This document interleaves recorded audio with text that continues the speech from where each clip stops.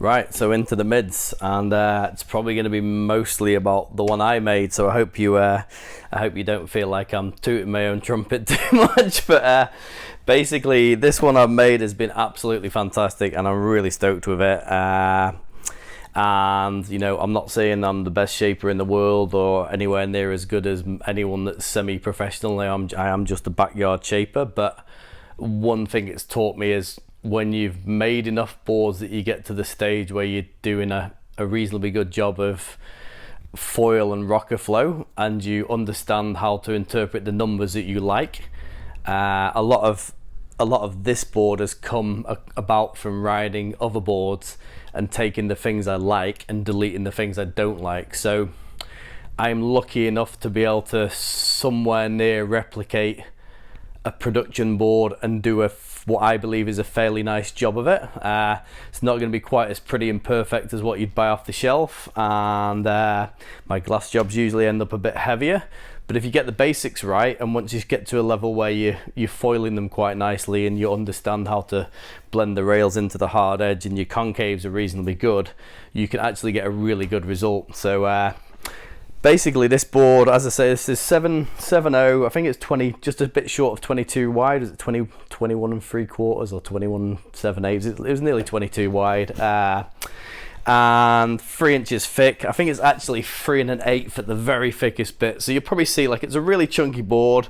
It's a chunky looking board from this angle, but when you see it from the rail and the side, it's actually dropped quite nicely at the rail, so that suits me well. That's usually my style, like try and keep masses of thickness in the deck and take it down.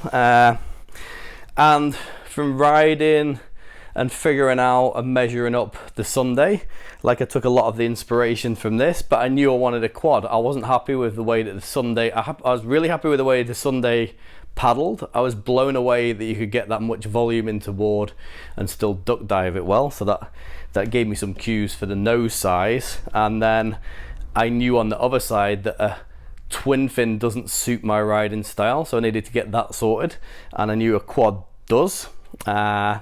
And then the single fin on the Sunday, I feel like you needed a bit bigger wave to get the best out of the single fin because it didn't have that much speed. So one of the, as you'll see in my review of this, one of the changes I did was I went for a quad.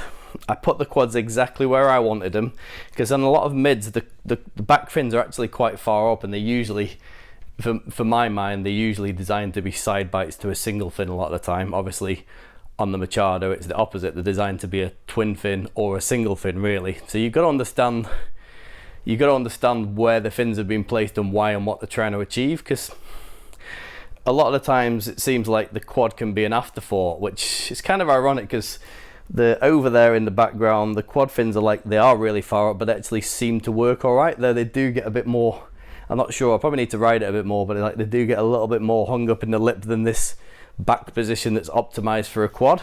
So I was going to leave this board just as a quad, but I thought I'll just put a slider box in so I can just put a single fin in as well. So I have ridden it as a single fin, and it goes quite well. But it's just fantastic as a quad. It's everything I wanted about the Sunday, and got rid of everything I didn't like about the Sunday. So to me, again, it's like, you know, I'm not the best board builder in the world, but this has given me exactly what I wanted, and it's taken me buying two or three and riding 2 or 3 really expensive shop boards, and I'm happy myself that I've produced something better. Now, whether you're always going to get that, whether every person could do that, whether you're better off doing that than interpreting what you're trying to achieve to a professional shaper or something, that's a whole new ball game. But for me, and me being able to produce a reasonably good board, in my opinion, this has been absolutely brilliant. Paddle's great.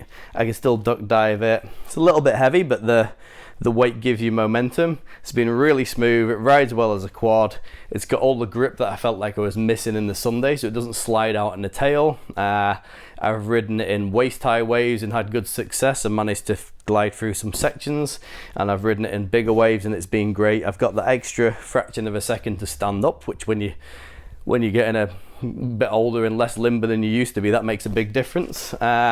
So yeah, just completely stoked with it. And yeah, go back and look at the review if you want to know a bit more about it. But it's basically mellow rocker. The rocker's pretty similar to the Sunday. The foil is a little bit more refined than the Sunday, but it's not too different. And then the template, I think the overall width I made a little bit wider. I possibly made the nose a tiny bit wider, and I definitely made the tail a bit wider and carry its width a little bit further back because I knew I was going quad. The Sunday kind of, I think it deliberately tapers away behind the rear of the twin fin because it sounds like it was designed to be a twin fin, so that explains that. So yeah, as I say, stoked with it, brilliant. I'm really happy, and it's you know, it's a lot of work and it's a lot of effort, and it's as you probably heard before, like I get dermatitis, so it makes a mess of my hands, and I've had a back surgery, so I get sore back after I've been sanding and messing around, so I didn't really want to make more boards, but to get this and have it so much better than the boards I've been riding, I hope that doesn't sound cocky, but like, you know, say, I'm basically just saying to you, if you know and you've ridden a few things and you understand exactly what you want and you know how to put the numbers down and get them back out into a board, you can do exactly what you want. It's taken me it's taken me however many years of boards and making 20 odd to get there, and say I'm still not really a shaper, but yeah, anyway, stoked with that one. The Ova, I still haven't ridden enough. I've literally just been riding since I built this. I've been riding it in whatever the waves were doing, and it's actually worked quite well in whatever the waves are doing. And it's learned. I've learned the board, so it's actually been like, yeah, say this has been great. So I just grabbed the Ova and I'll just show you over it, and I'll show you a couple of things that I think are great about something more like that, and also a couple of differences that you might think about depending on the waves that you were riding or the weight you are or your ability. So let's just flick these over. So you may or may not be able to see this basically, but the typical mid does have a lot more pulled in tail, which kind of does require sometimes that you've got a better wave to get it going. This one's not too bad, and it carries its speed through turns really well. One of the things that you might see straight away is if you know a little bit, you'd see how much further these fins are up from the ones I put on mine.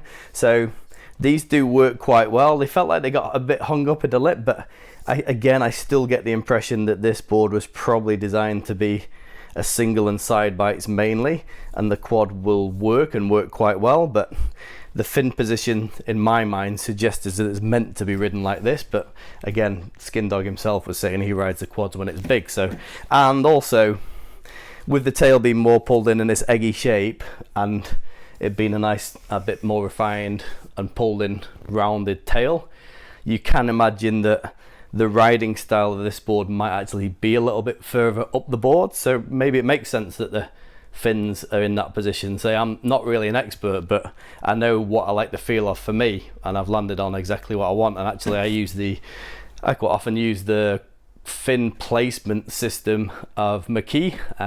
So if you go on like McKee Surf online, he's actually done some research and posted the positions and all of the fin positions for boards of certain lengths with tail widths taken into account. So good on him. That's a really good resource. So what you probably see on this board, obviously we've got a lot more eggy shape, so it's like 5 or 6 liters less volume than mine, but it's actually it's no easier to get the nose under because you've got this eggy shape, but it does plane quite nicely. But it's actually got a sneaky amount of rocker in there that you don't really see. So it's actually quite a fairly well rockered board when I measured it up, and it's quite deceptive because it doesn't look like it. So again, you've got a pulled in tail, you've got a thinner tail, and you've got a more refined board. And then I wanted to see what it's like, but I'm still not 100% sure on what the feeling I get yet. But it's like you got a little bit of a hull entry, and then it goes to a single, and then the back end is a V double.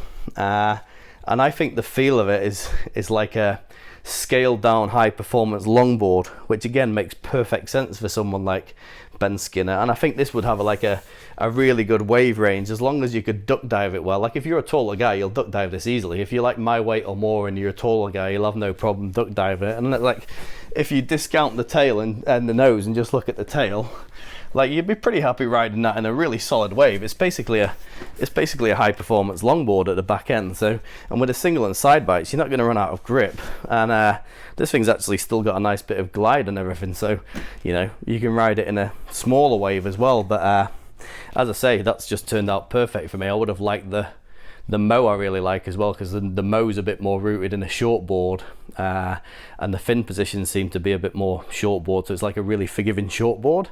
But that's a 7.2 and probably the right volumes. It's 50 litres 7.2, but at my height, that extra 2 inches just takes the nose just that bit further away, which makes it harder for me to duck dive. But now I'm thinking, well, even the 7.2 mow possibly might duck dive as well, or better than this. So anyway, there you go. So like, you know, looking at the nose size and the tail width and the thickness and the foil and the fin position, like there's so much. If you're going to be fussy like me, there's so much in it. Like most people probably don't care. They probably wouldn't even notice if you change the fins on them. Probably wouldn't even know. But like if you're really fussy and you start getting into it, there's quite a lot to it. So yeah, that's just a quick wee update on that. I just thought I'd let you guys know, like, the one I made myself, I'm absolutely delighted with. Still a bit more test riding to do on this. I think in principle I like this board and I like a lot about it. And I'm going to try and start putting it into my head as like a step down longboard and a familiar feel to something like my blender or something, and just get used to it, because there's definitely some things I've liked about it when I'm riding it. It's got a really impressive speed carry for the width of that tail. It's got a really impressive speed carry around the wave. So yeah, that's it. That's the update, and thanks for everyone that's been supporting me. And like, it's been great talking to guys, people asking for advice on boards, and people saying, you know, people saying that my board looked good, and you know, like, love to hear some feedback. You know, and I appreciate it's not as interesting as talking through the boards that you can buy in the shops that everyone can get hold of themselves and they might want to and they want to know about. But I do appreciate the core people that have followed me and are interested in my side of my journey of the shaping and the fins and the fin positions and all the technical variables, because it's like, you know, it's probably a bit geeky for a lot of people, but it's something I've always been passionate about. So I do really appreciate the people who've stuck with me through some of that stuff. And yeah, enjoy your surfing, guys, and we'll catch up again soon. See ya.